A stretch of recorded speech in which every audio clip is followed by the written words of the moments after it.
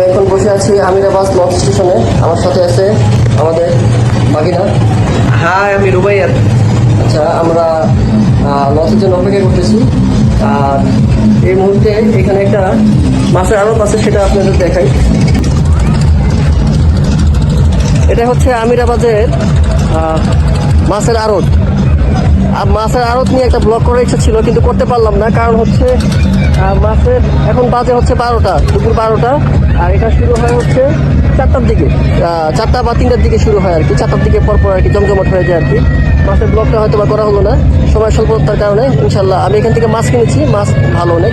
এইবার না, এর আগের বার কিনেছিলাম আর কি, ভালো সস্তায় পাওয়া যায়। আমি গতবার বড় বড় শিং মাছ দেখেছিলাম, অনেক বড় বড় শিং মাছ, নদীর শিং মাছ, খুব ভালো লাগে, স্বাদও আলাদা।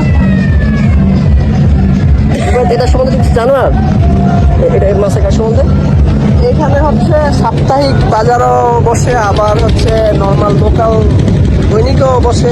এখন সাপ্তাহিকটা হলে বেশি জমজমাট হয়, আর এমনি হচ্ছে সকালে এবং বিকালে হচ্ছে এখানে মাছ পাওয়া যায়। এখন যেহেতু দুপুর, সব জেলেরা নদীতে গেছে, একবারে দুপুরে আসবে। আর আমি একটু দেখাই ক্যামেরাটা ঘুরে।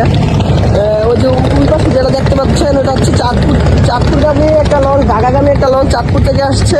এপাশে হচ্ছে চাঁদপুর থেকে আসে। আর এই যে আপনারা পিছনে এই পাশ দেখতে পাচ্ছেন, এটা হচ্ছে ঢাকার দিকে, ঠিক আছে? এই পাশটা হচ্ছে ঢাকার দিকে যায়। তো আমরা হচ্ছে এখন মোহনপুরে যাব। আমরা চাইলে লঞ্চ দিয়ে যাইতে পারবো, আর যদি চাই আমরা মেইন রুট দিয়ে যেতে পারবো।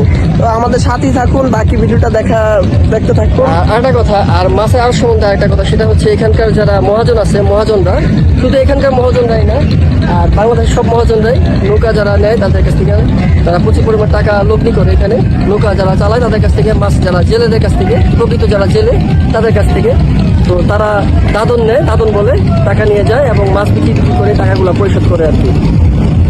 আমি যতটুকু জানতে পারছি সেটাই আর কি শেয়ার করলাম। এই জায়গার ইতিহাসটাও ঠিক সেম আর কি। এটা অনেক মোটামুটি পুরাতন একটা লঞ্চ স্টেশন। আর কিছুক্ষণের মধ্যে একটা লঞ্চ স্টে করবে, দেখি লঞ্চ থেকে ভিডিওটা দেখা যায়। এই যে লঞ্চটা চলে আসছে অলরেডি, এখন নগরে বাড়ছে। আমরা ঠিক নামবো ওই যে ওই বড় লঞ্চটা যে জায়গায় থাইমা আছে, ঠিক ওই জায়গাটায় নামবো আর কি। ঘুরে তারপরে সামনে দিয়ে যাবে আর কি, যেহেতু বড় লঞ্চ সাইড দিবে না, এটা স্বাভাবিক। পারাবত, বরিশালের পারাবতে উঠি নাই, সুরভিতে উঠছিলাম।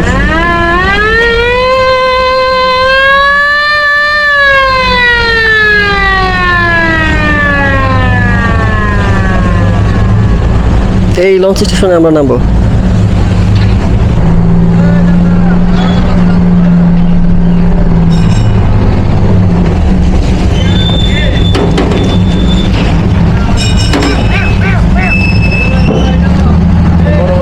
কাছে নিয়ে নিছে, এইগুলা নামাবে। আমাদের মনে হয় এই পাশে দিয়ে নামতে হবে। ভালো হয়েছে, পারাপথে চুরি নাই, চড়া হয়ে গেল।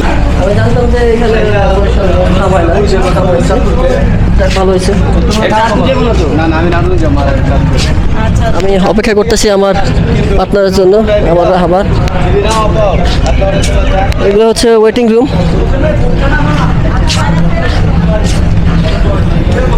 এখানকার নিয়ম হচ্ছে আসলেও 10 টাকা, মানে যখন আপনি ঢাকা থেকে আসবেন তখন 10 টাকা নেবে।